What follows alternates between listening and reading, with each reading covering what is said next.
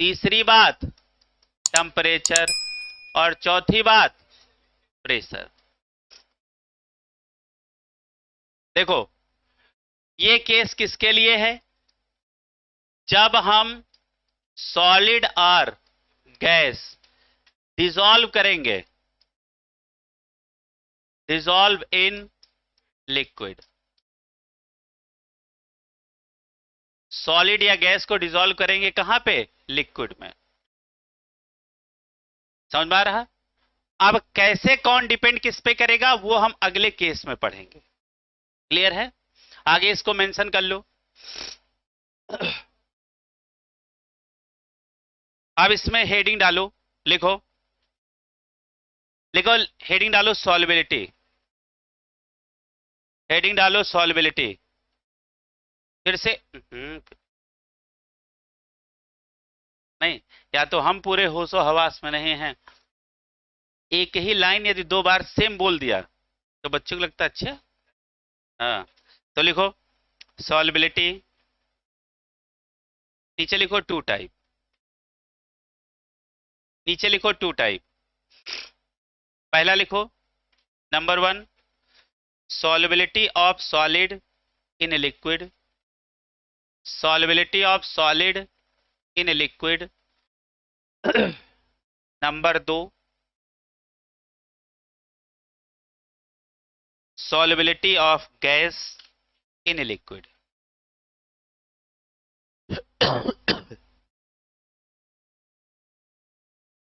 देखो सॉल्यूशन के चैप्टर में ये बातें पहले थी, तो मैंने उस समय पढ़ाते समय बोला था कि इसको मैं बाद में पढ़ाऊंगा, तो आज हम वही बात पे हैं जो पहले दिन कही थी।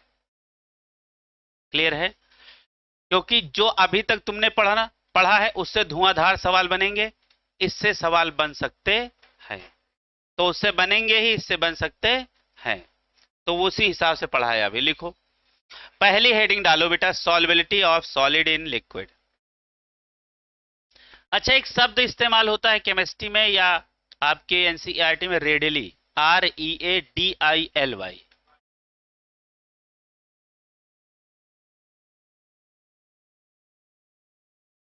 रेडिली का मतलब होता है जो आसानी से डिसॉल्व हो जाए।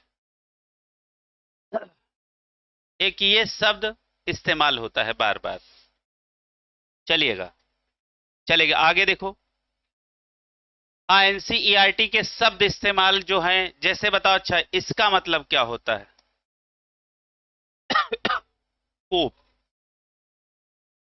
कोप, ये तुम्हारे एनसीईआरटी की बायोलॉजी में इस्तेमाल शब्द है कोप। कहां इस्तेमाल हुआ है ये शब्द? है ना, चैप्टर कटा है, समझ में आ रहा?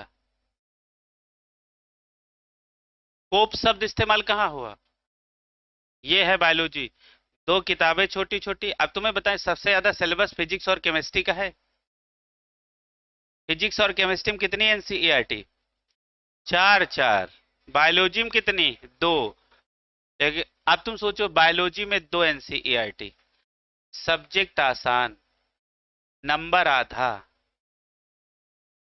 आधा मतलब ज्यादा ही तो हुआ, 360 आसान सब्जेक्ट से, जिसकी 2 एनसीईआरटी हो। कोप मीन्स होता है झेलना, टॉलरेट करना। क्लियर है? एनसीईआरटी में एटमॉस्फेयर शब्द को इस्तेमाल किया गया, एम्बियंट। जब आप जेनेटिक्स पढ़ते हो, जेनेटिक इंजीनियरिंग जब पढ़ते हो, तो पहले पेज में जहां दवाइयां बनाते हैं, जहां एम्बियंट टेम्परेचर, उसको माइक्रो फ्री बनाया जाता है एम्बियंस को। इसका मतलब क्या? Surrounding atmosphere, that is ambient. 12th में है, 12th में है ना। और उसका जब पहला पेज होगा, ये पहला पेज है, और जो एम्बियंट वाली बात लिखी है, जब पहला पेज खत्म होकर दूसरा पेज शुरू होगा, तो यहां पे लिखी है ये शब्द। क्लियर है?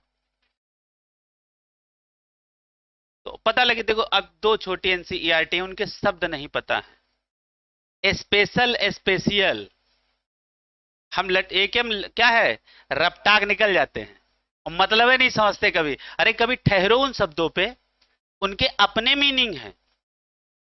क्लियर है?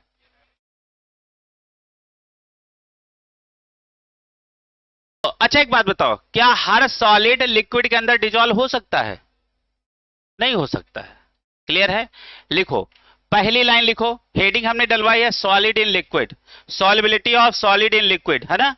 तो पहला पॉइंट लिखो, लिखो एवरी सॉलिड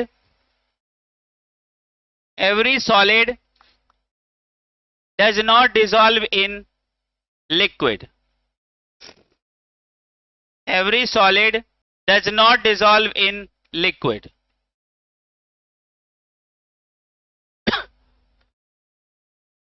नीचे लिखो, आगे उसी की लिखो, वाइल जबकि sodium chloride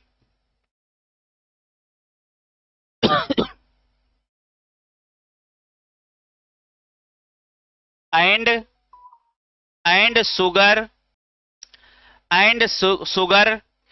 dissolve readily readily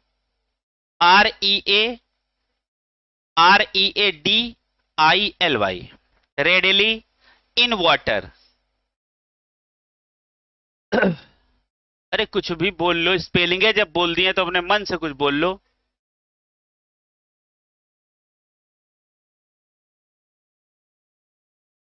readily in water. देखो इसका हिंदी अनुवाद क्या हुआ, प्रत्येक सॉलिड वाटर के अंदर डिसॉल्व हो जाए ये जरूरी नहीं है, जबकि NaCl मतलब नमक और शुगर पानी के अंदर डिसॉल्व आसानी से हो जाते हैं। क्लियर है? अब आगे लिखो, नई लाइन से लिखो, नई लाइन से लिखो, लिखो नेफ्थलीन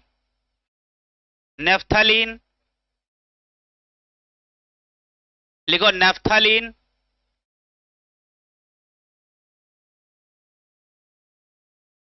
एंड एंथ्रासिन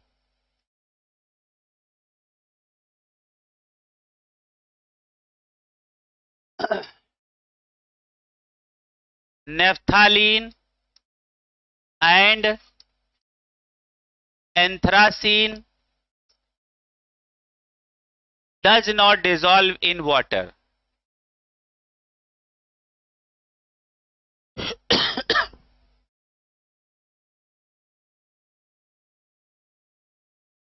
फिर नई लाइन से लिखें, अब कुछ बात समझ में आई। देखो, वाटर के अंदर शुगर और NaCl डिसॉल्व हो सकता है, लेकिन नेफ्थलीन और एंथ्रासिन नहीं हो सकता है। अब मैं उल्टा बोलने जा रहा हूं, बेंजीन के अंदर नेफ्थलीन और एंथ्रासिन डिसॉल्व हो सकता है, जबकि NaCl और शुगर नहीं होगा। क्लियर है? बात समझ में आ गया? तो अब नई लाइन से लिखो। अच्छा, ये दोनों सेंटेंस जो हमने लिखाए हैं ना, इनको ऐसे कॉमन कर लो, ये दोनों सेंटेंस सेम है, मतलब एक पानी में डिसॉल्व हो रहा है एक सेट और एक नहीं हो रहा है। क्लियर है? अब दूसरा एग्जांपल लिखो, लिखो एंथ्रासिन, लिखो नेफ्थलीन एंड एंथ्रासिन, लिखो naphthalene and anthracene dissolve readily in benzene, NaCl मतलब शुगर मतलब नमक, लिखो but NaCl and sugar does not dissolve in benzene। क्या ऊपर वाली और नीचे वाली भाषा एकदम क्लियर हुई? पानी के अंदर नमक और शुगर डिसॉल्व होगा, लेकिन नेफ्थलीन और एंथ्रासिन नहीं डिसॉल्व होगा, है ना? नेफ्थलीन एंथ्रासिन बेंजीन के अंदर डिसॉल्व होगा, लेकिन बेंजीन में कौन डिसॉल्व नहीं होगा? नमक और चीनी। क्लियर है? ये दोनों क्लियर हुए? इसका मतलब हमने क्या सीखा? ये सीखा कि हर चीज पानी के अंदर डिसॉल्व हो जाए ये जरूरी नहीं है, क्योंकि डिसॉल्व होना भी एक प्रोसेस को फॉलो करता है, that is like dissolve like, जैसे के अंदर उसके जैसा ही डिसॉल्व होता है। पोलर के अंदर पोलर मॉलिक्यूल डिसॉल्व होता है, और नॉन पोलर के अंदर नॉन पोलर। बेंजीन क्या है? Non polar. हमने आपको पढ़ाया होगा बना, बना का म्यू होता है 0। बना पढ़ाया होगा क्या? बना का म्यू क्या होता है? 0। और एक पढ़ाया था बना 135। तो बना से हमने 2 बना पढ़ाए हैं। बना का म्यू क्या होता है? 0। और जिसका म्यू हो गया 0 वो कैसा हो गया? क्या हो गया? नॉन पोलर हो गया ना? कैसा हो गया? Non polar. क्लियर है? यानी बेंजीन, नेफ्थालीन और एंथ्रासीन तीनों क्या है? Non polar. तो बेंजीन के अंदर क्या होगा? अरे लाइक डिसॉल्व लाइक, जैसे के अंदर उसके जैसे ही डिसॉल्व हो जाएंगे। NaCl और क्या है? शुगर। अच्छा देखो, शुगर कहा जाए कि 100% पानी के अंदर डिसॉल्व होती है ना? नमक 100% डिसॉल्व होता है ना? समझ में आ रहा? अच्छा कैसे? यदि हमको जैसे देखो, ये कोई ट्रू सोल्यूशन नहीं बनाता है। समझ में आ रहा? जैसे कोलाइडल सोल्यूशन आपने पढ़ा होगा। देखो सोल्यूशन 3 तरीके के होते हैं, एक ट्रू सोल्यूशन है ना, और एक कोलाइडल सोल्यूशन, और एक सस्पेंशन। सस्पेंशन में क्या होता है? हमेशा सोल्यूट के पार्टिकल क्या होते हैं? नीचे बैठ जाते हैं। जैसे जितनी दवाइयां आती हैं सस्पेंशन, जिनमें पाउडर बनाए रहते हैं, मतलब शीशी में भरा होता है बोतल में, और पानी ऐड कर लेते हैं, तो उसमें लिखा होता है सेक वेल बिफोर इस्तेमाल, है ना? यूज करने से पहले इसको क्या कर ले? हिला लें, सेक कर ले। इससे क्या होता है कि सॉल्वेंट और सोल्यूट आपस में मिल जाते हैं। लेकिन फिर थोड़ी देर बाद हम उसको रख देते हैं, तो देखो क्या होता है? सोल्यूट नीचे बैठ जाता है और पानी कहां चला जाता है? ऊपर। क्लियर है? कुछ समझ में आ गया? तो जरा यहां पे लिखो, अगली बार लिखो अगली बार लिखो, स्टार लगा के लिखना।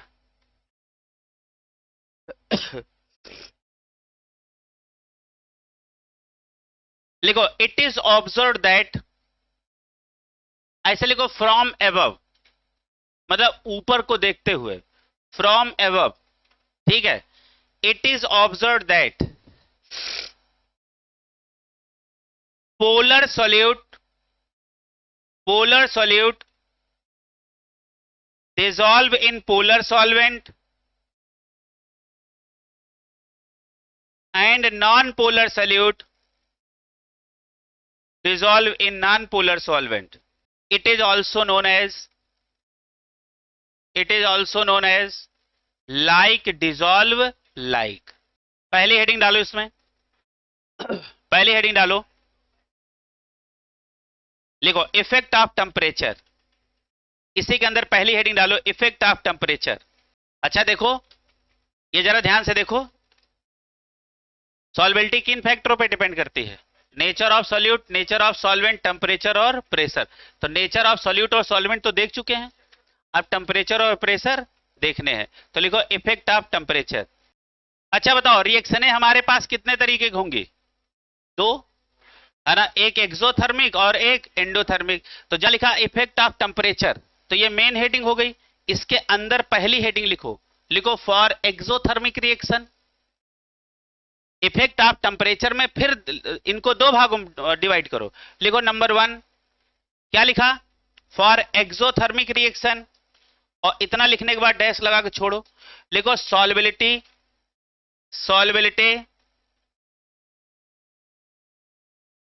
हेडिंग क्या डालेंगे?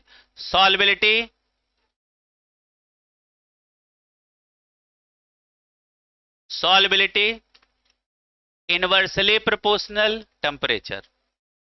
एक्सोथर्मिक रिएक्शन में टेम्परेचर बढ़ाओगे तो सॉल्वेबिलिटी घटेगी, because exothermic reaction favoured by low temperature. समझ में आया? According to Le Chatelier principle, है ना? Exothermic reaction favoured by low temperature, endothermic reaction favoured by high temperature. Clear है?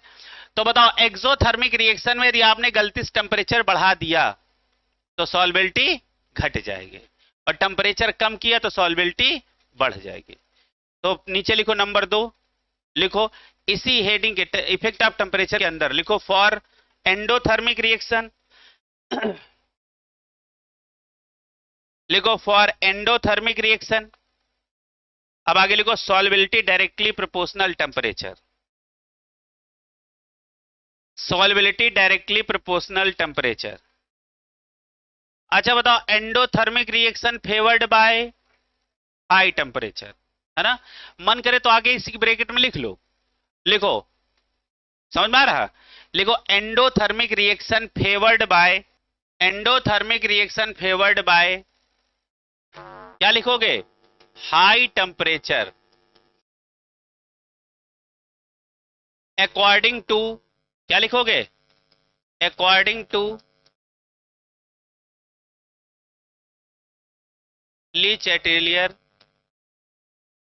प्रिंसिपल, PLE लिखना,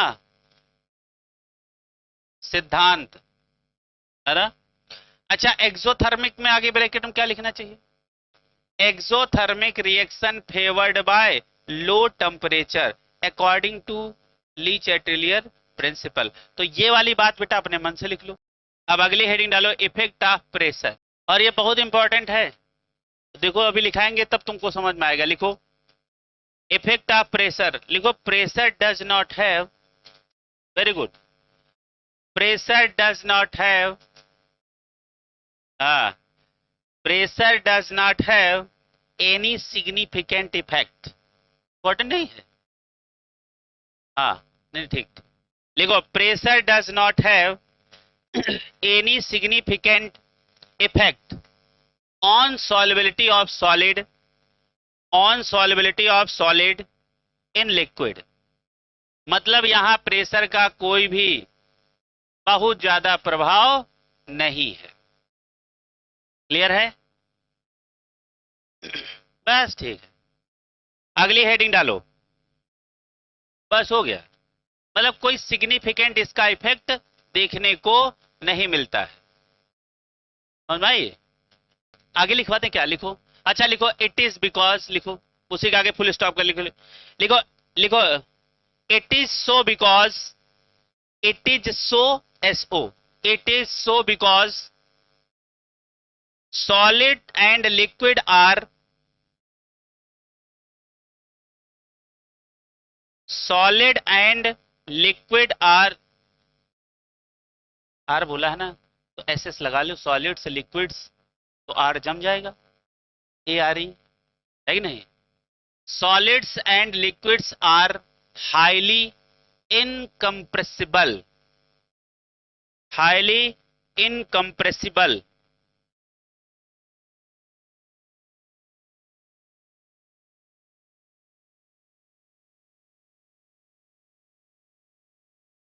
देखो इनकम्प्रेसिबल का मतलब होता है नॉन दबेबल, नहीं समझ आ गया। कंप्रेस करने का मतलब क्या होता है, किसी चीज को दबा के उसका शेप आपने बदल दिया, ये है कंप्रेसिबल, है ना। और सॉलिड कंप्रेसिबल है लेकिन बहुत कम, तो उसको क्या बोलते हैं, हाईली इनकम्प्रेसिबल, क्लियर है। और गैसें क्या है, हाईली कंप्रेसिबल, क्लियर है। तो अंडरलाइन कर लो इनकम्प्रेसिबल, लिखो incompressible and practically remain unaffected, and incompressible लिखा, उसी का आगे सेंटेंस कंप्लीट करो, and practically remain unaffected by, unaffected by, practically remain unaffected by changes in pressure, changes in pressure। अब तो समझ में आया कि प्रेशर का इफेक्ट क्यों नहीं है ज्यादा।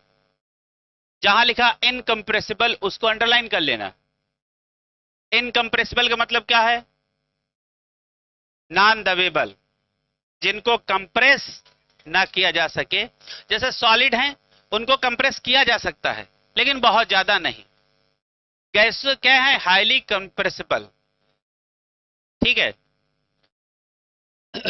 चलो अगली हेडिंग डालो नंबर 2, मेन हेडिंग, क्या, solubility of gas in liquid, solubility of gas in liquid. और यहीं आ जाता है हेनरी लॉ, क्या लिखोगे? Solubility of gas in liquid. देखो हेनरी लॉ क्या है, जब आप कोल्ड ड्रिंक पीते हो तो ये किसके लॉ के हिसाब से पीते हो? Henry law. अच्छा क्या होता है? लिक्विड होता है लिक्विड, और लिक्विड के अंदर जबरदस्ती कौन भर दिया जाता है? गैस। कौन सी गैस? CO2 gas. अब सुनो, जैसे मान लो किसी कमरे के अंदर किसी को जबरदस्ती आप बंद किए हो, जैसा दरवाजा खुलेगा वो सबसे पहले वही निकलेगा। बस ऐसे ही होता है किसके अंदर? कोल्ड ड्रिंक के अंदर। कोल्ड ड्रिंक के लिक्विड के अंदर क्या आपने जबरदस्ती भरा है? CO2। जैसे उसका ऊपर क्या हुआ, ढक्कन खुला, धड़ाम से निकलती कौन? CO2 in the form of बुलबुले। नहीं समझ में आ गया? यही तो होती है। अच्छा ये कौन सा लॉ है? Henry law. तो कोल्ड ड्रिंक का प्रिपरेशन किसके हिसाब से होता है? कौन सा लॉ? Henry law. क्लियर है? कुछ समझ में आ गया? लिखो, लिखो मेनी गैसेस, लिखो मेनी गैसेस, बहुतायत गैसेस, लिखो many gases dissolve in water. नई लाइन से लिखो, oxygen dissolve only a, oxygen dissolve only a small extent. कि जहां स्मॉल एक्सटेंट लिखा है उसको अंडरलाइन कर लो। स्मॉल एक्सटेंट का मतलब बहुत कम मात्रा में। स्मॉल एक्सटेंट का मतलब क्या है? बहुत कम मात्रा में। Small extent in water. अब मेरी बात को समझना, वाटर के अंदर ऑक्सीजन बहुत कम मात्रा में डिसॉल्व होती है, लेकिन जितनी मात्रा में ऑक्सीजन डिसॉल्व होती है वो पूरी इक्वेटिक लाइफ को सस्टेन करती है। समझ में आया? क्या आपने बोला कि वाटर के अंदर ऑक्सीजन बहुत कम मात्रा में डिसॉल्व होती है, लेकिन जितनी कम मात्रा डिसॉल्व हुई उतने में ही पूरा इक्वेटिक लाइफ सस्टेन कर रहा है। मतलब पूरा इक्वेटिक लाइफ उसी कम डिसॉल्व ऑक्सीजन में सरवाइव कर रहा है। क्लियर है? आगे इसी के सेंटेंस बढ़ाओ, लिखो, लिखो लिखो, it is this dissolve oxygen, it is this, it is this, अंग्रेजी देखो एनसीईआरटी की, इट इज दिस, और क्या लिखो, लिखो it is this dissolve oxygen, it is this dissolved oxygen which sustains, sustains, which sustains all aquatic life, sustain, sustains, sustains all aquatic life। नई line से, on the, दूसरे हाथ लिखो, ऑन द अदर हैंड, लिखो on the other hand, HCl gas is highly dissolved in water, highly dissolved in water, full stop. नई line से लिखो और मेरी बात को समझो, HCl गैस पानी के अंदर हाईली डिसॉल्व है, लेकिन लेकिन पानी के अंदर ऑक्सीजन डिसॉल्व बहुत कम मात्रा में है। उसके बावजूद जितनी डिसॉल्व है उतनी में ही पूरा एक्वेटिक लाइफ क्या कर रहा है? सरवाइव कर रहा है। क्लियर है? अब नई लाइन से लिखो बेटा, लिखो, solubility of gases in liquids, solubility of gases in liquids is greatly affected by pressure and temperature, affected by temperature and pressure। फिर नई लाइन से लिखो, लिखो द solubility of gases, नई लाइन से लिखो, the solubility of gases increase with, solubility of gases increase with increase of pressure। लिखो Henry was the first, HENRY, HENRY, लिखो Henry was the first, Henry was the first to give a quantitative relation between